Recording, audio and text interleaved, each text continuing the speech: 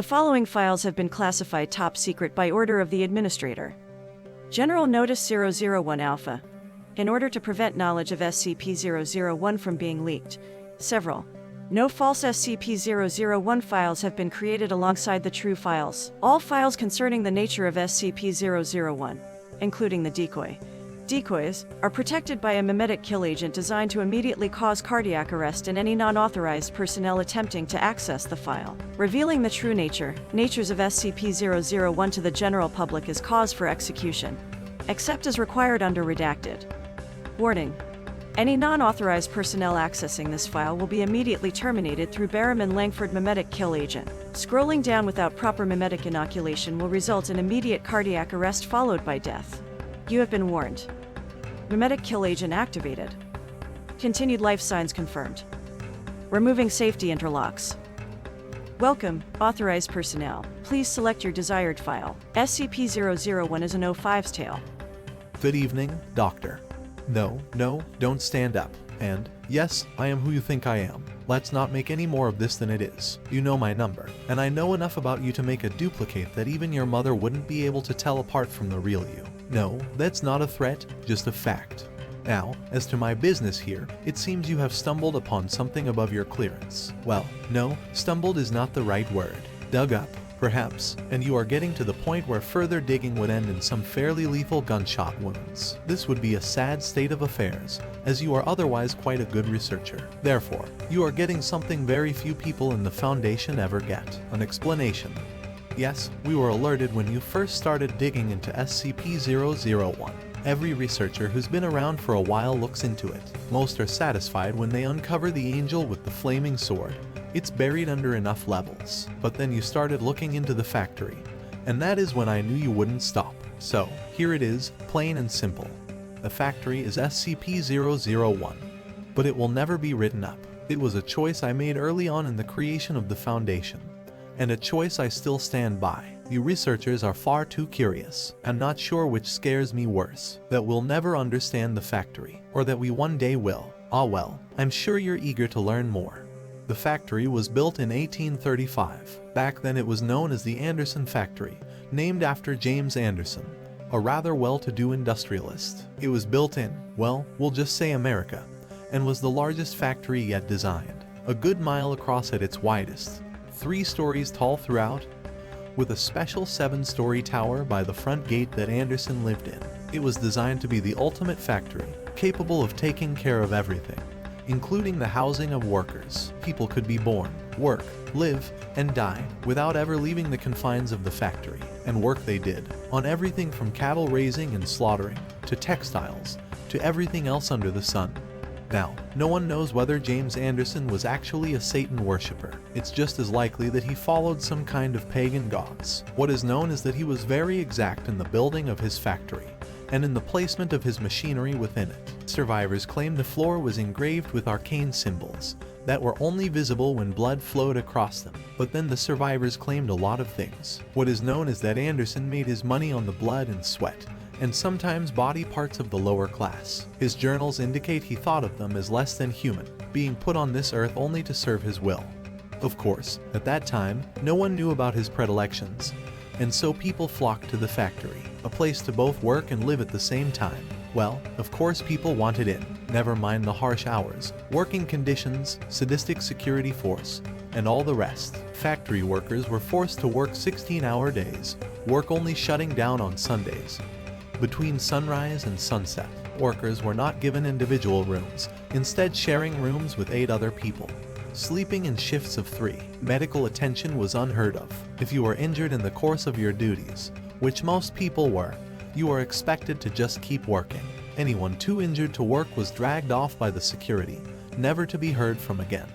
For 40 years, the Anderson factory cranked out all sorts of things for people: meat, clothes, weapons. Never mind that the beef might be mixed with human. Don't care that the weapons were forged in blood. No attention need be paid that the clothes were dyed with. Well, you get the idea. Rumors leaked out, but the products were so good, why bother? Until someone got out. I never met the brave soul who managed to escape, but she managed to meet with President Grant, and, in 1875, he enlisted my aid.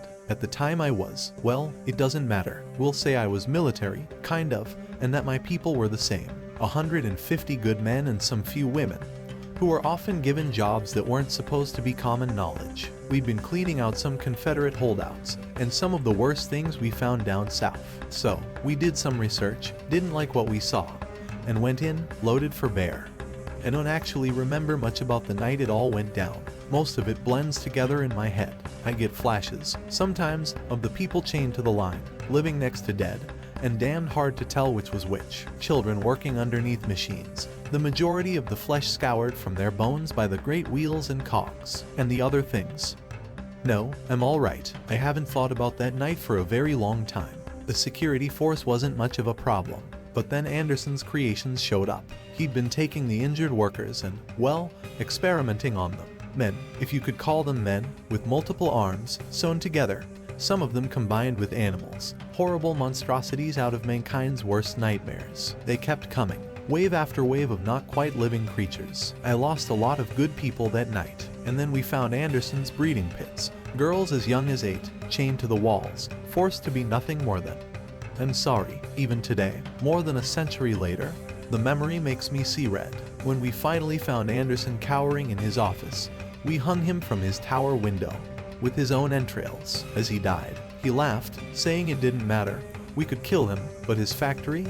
The factory would go on. He was still laughing 24 hours later when we finally cut him down, had him drawn and quartered, and then burned the remains. The entire time he uttered blasphemies that I don't like to think about.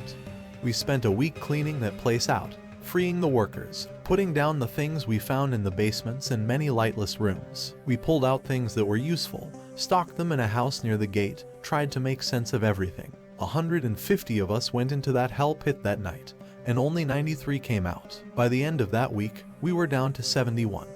But the things we found in there, my God. Well, you've been with the Foundation a while.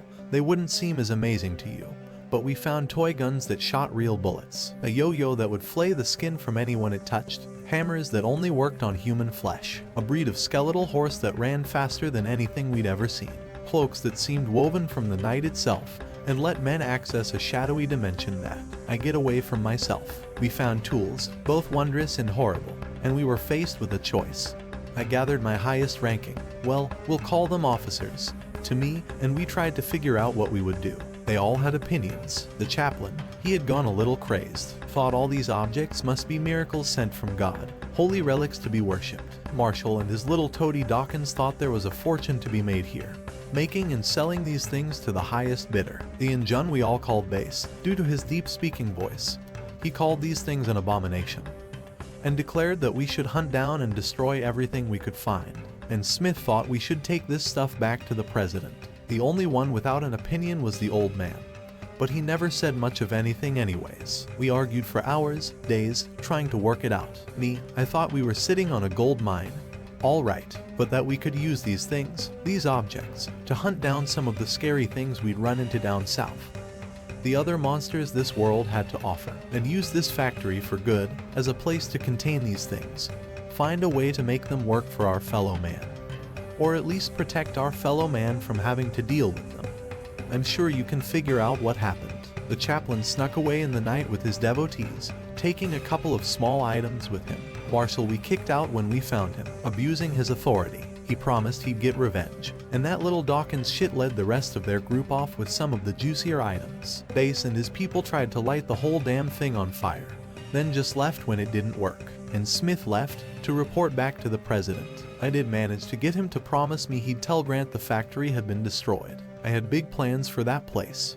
Of course, it was kinda hard to follow through on big plans when you only have 12 other people to work with. But it was a start. And it worked for a while. We had these amazing toys, and finding people to work with us was easy. Back then, going off the grid was as simple as leaving town. We knew what we wanted, we knew what we could be. Leventhal set out getting us backing. A simple invention here, some well-invested money there, it all worked out. White and Jones set out getting us other backing. In our previous work we'd found out some interesting things about people, some secrets that powerful men didn't want getting out. And, with our new position helping keep secrets, we got more people asking us to deal with their secrets. Blackmail is a dirty word, but it works, right? Argent and Luminux got to work cataloging the items. Light and Bright's wife, the nurse, they made sure we kept ourselves healthy. No, it's just remembering Light. She had such unusual ideas about hygiene for the time. Brilliant woman, Sizov. Flesher and Karnoff dealt with training the troops. Tesla and Tamlin were in charge of figuring out how to take advantage of the items without making it obvious. We were amazing. The city we built around the factory, which we took to calling Site Alpha, was self-supporting. Agents, researchers, operatives of all sorts. Not by those names, of course, but those positions. We expanded. I'm sorry, I am an old man. I know I do not look it, but the body lies. The mind doesn't always remember right, and sometimes I get lost in my memories. Things get confused. But the long and simple of it is this: we used the factory. It always seemed to have more empty rooms to store things in. Back then, that was the word for them, things. No skips then, no. We thought we had the factory tamed. That's one of the reasons I refuse to quit this job. If there's anything I can do here, it's remind people that we will never tame these things. Contain them, yes, but as we saw with Abel, tame them. Never. After a decade or so, we were pretty organized. The 13 original of us were being called by numbers, not names. We knew how to make things work, and if a thing or two vanished inside of the factory, still, and the occasional D-class. What? Yes, we had D-class back then. Disposables. That's where the D comes from. Had to have someone to test things on. Tesla and Tamlin were both very firm about that. But, yes, sometimes we lost people who didn't matter. Dr. Bright was fond of saying it was the factory taking its toll. You can't get something for nothing. 1911 was when it all went wrong. Things, we called them fairies, an entire race of things living beside us. They could look the same as you or I. The only obvious difference was an allergy to iron. Yes, that's why we called them fairies. No, you haven't heard of them. Why? Because it's the one time the Foundation wiped out an entire race of things, root and branch, and I'm the one who did it. We'd been hunting them for some time. We'd run into them a time or two before, come out on top. So, when a certain royal asked us for help, of course we were eager to get them in our debt. We've always loved having people in our debt. We sent a team to help out, take care of what we thought was a hunting party. The next time we saw them, their heads were on poles, attached to the saddles of the creatures the fairies rode. When they attacked the factory, it was horrible. 3 words, but they convey so much. I have never. I'm sorry, please, give me a moment. I've never told this part to anyone. You should consider yourself lucky, and if you ever tell anyone any of what I am about to impart on you, I will not just kill you, but everyone who shares your DNA. In the worst ways possible. You'll think Procedure 110 Montauk is a walk in the park compared to what I do to you. We lost. The things came, and they destroyed us, rode over our emplacements, slaughtered our people, shrugged off our weapons like they were nothing. I watched my 13 go down, left and right, just trying to hold the factory. And I, their leader, their friend, their father figure, godfather to the Brights' 4 young children, confidant, sometimes lover, always the confessor. I ran like a scared little schoolboy, deep into the dark guts of the factory. I was chased by the things, always just one step ahead. I could hear them behind me, feel their breath upon my neck, and I came to a door I'd never seen before. A bronze door, covered in Arabic script of some sort. I've never been one for languages, especially not the curvy bullshit the Musclemen use. But I didn't care. They were coming for me, and I threw the door open and dived through it. Everything inside was different. There was a feeling of peace, that nothing could hurt me here. The light was this dark red, but still felt right. My ears were filled with the steady thrumming of a gigantic heartbeat. And, in front of me, were the remains of Anderson. It spoke to me then, but I'll be damned if I could tell you exactly what it said. What it told me was more meaning than exact. It offered me hope. It told me that each of the things we had used from the factory, no matter what we did with them, fed it, helped it grow. But if the fairies took the factory, they would destroy it, and we couldn't have that. It offered me a deal. It could remove this event, make it have never happened. All I needed to give it was us. I didn't want to. I knew it was a bad idea. But then, I saw them again, my family, my friends, dead.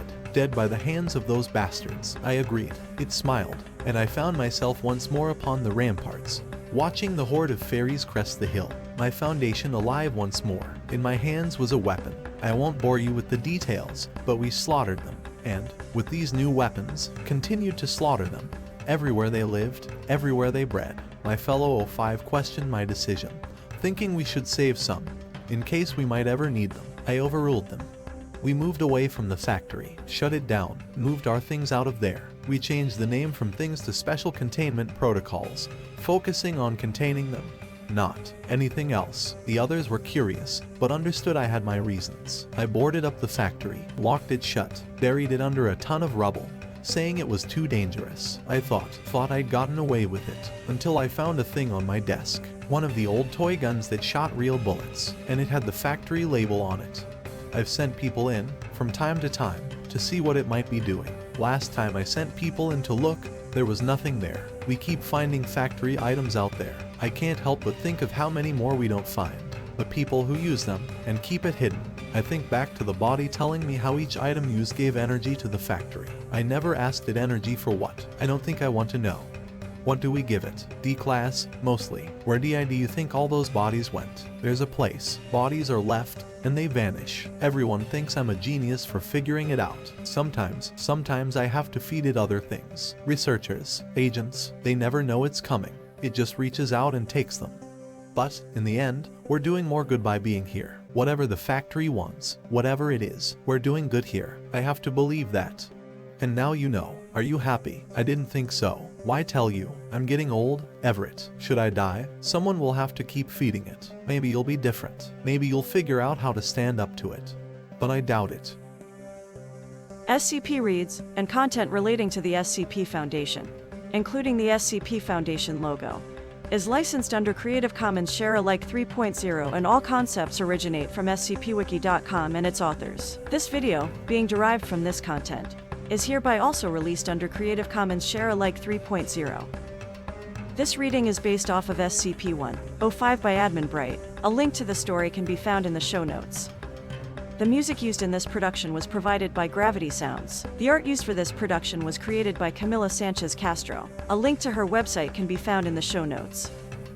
Support for SCP Reads and our production is greatly appreciated. Like, follow, and subscribe to stay up to date with our most recent releases.